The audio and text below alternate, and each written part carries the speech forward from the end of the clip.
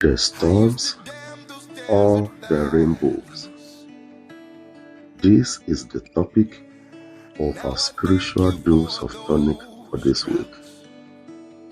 We are reading Psalm 107, stanza 23 to 30. They that go down to the sea in ships that do business in great waters, these see the works of the Lord, and his wonders in the deep. For he commanded and raised the stormy winds, which lifted up the waves thereof.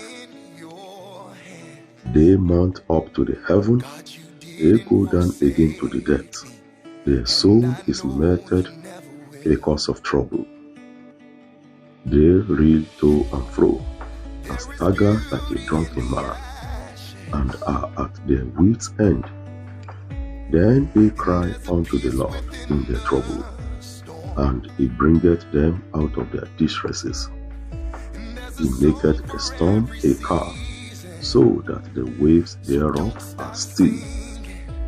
Then are they glad, because they be quiet.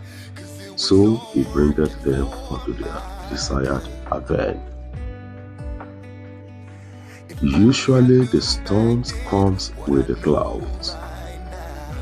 During this time, the heavens are dark, the sun is obstructed, and the hearts of men face them. However, we must know that this is part of natural order, and both the clouds and the storms always comes with a purpose which we may not know in the present moment. It is good to know that this period is not eternal. Though hidden to the naked eyes, yet the clouds and the storms are always moving very fast, and with the coming of the rainbows, the stormy season will soon give way for a new and better season. When you are experiencing storms in your life, it is good to focus on the solutions rather than the problems. You will be more productive and effective when your attention is on the positive rather than the negative. When you focus on what you can do rather than on what you can't do. Keeping problems in perspective is essential to solving them and moving on. You must remember to differentiate between what you can and what you can't control. Focus your time and energy on those things over which you have control. Don't live with problems.